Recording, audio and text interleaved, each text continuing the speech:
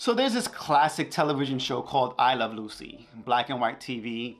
And there's a classic episode that I'm thinking about, and it's with Lucille Ball and Harpo Marx, right? And so in the scene, Lucy is moving and Harpo Marx is mirroring her. So she's like, and they're not talking. As she makes a move, he makes the move. And there's this weird moment and you're like, why are you doing what I'm doing? And for me, there's an exercise in acting called the mirror exercise, right? So we do it in improv, acting, theater, and it's that same concept where one person and the other person, we're mirroring each other. So I've led it as a facilitator and I've also done it as a participant. And so just to give you an understanding how that plays out, person A, person B, all right, for 20, 30 seconds, person A is going to move and person B is going to follow.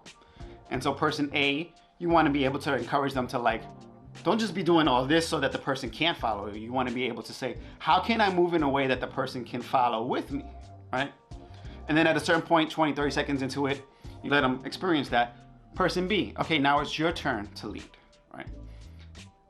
And let that play out, 20, 30 seconds, and then say, as a facilitator, you know what? At this point, you decide who leads and who follows, but you cannot use words in the exercise. And so you watch this emergence take place. You see this beauty of movement and flow, right? And sometimes it works really well and sometimes it doesn't. Why? So there's really like 4 major scenarios that kind of play out. Either they both want to lead, right? And so they kind of like dominate and try to push the other person to do what they want them to do. The second scenario is they both want to follow, right? And so they're waiting for the other person. Another scenario is one person is very comfortable leading and doesn't want to follow, and the other person is just okay with just following and doesn't want to lead. And so you sort of see this dominance play out. For me, the fascinating context is the 4th one, whereby they both lead and follow and kind of come into this liminal space where they're so connected that they can move together, and there are moments where you don't know who's leading and don't know who's following. As an observer watching, you can't even tell that. And also for the participants who are in it, it's almost like they're so connected that the movement happens and they're both working together. And so for me, having had that experience and observed it as a facilitator, I connect that to relationships, right? And in my reflection today, I realized like I've never experienced that flow, that kind of connection, that level of connection, whereby we're leading and following together without having to say words. There's an understanding that develops that we understand that. And so I have not had that experience in a relationship, but I've had it in friendships, right? I've had it in friendships where I learn like, oh, this is what's going on. We're both leading and following, and from a friendship dynamic or a ministerial context where, oh, no, this is not for me to lead this. They got to lead this one and I got to follow. And then vice versa. But it's done without words because there's such a connection, such a flow that you know that you know. And so as I think about that, I would say like, there are probably many factors, but the 4 that kind of come to my mind are ego, right? Because ego could influence that. We got to the lack of trust, right? To what degree am I going to trust the person? Fear is a big component. And then I would say control, right? Am I willing to let go of control?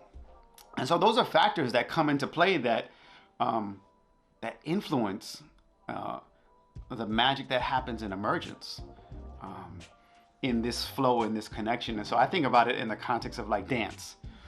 So like any kind of dance, there's an element of like, yo, we so connected that it's just us. It's this connection here whereby we're just moving and flowing with each other. And we may have some performativity in it because we understand there are people outside who are watching. But it's about this movement together, right? I'm saying all that because I realize I'm looking for that kind of connection that happens when we're leading and following together without words, without having to say that. And so I may be bugging, right? I may be bugging, but I realize like that's a component that I feel like is part of a relationship, right?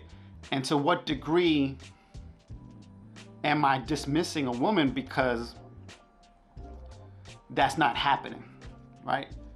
And so there are times where I pick up very quickly. I'm like, ooh, yeah, this is not gonna happen. So even though I may dig her, right? But I realize, nah, that is not even, there's a space for that that's not even allowed. And so some of that could happen over time. But oftentimes I realize it in the back of my mind, that's there, and I didn't even realize that element of connection, of flow, is something that I'm looking for. So you know what? Leave me a comment.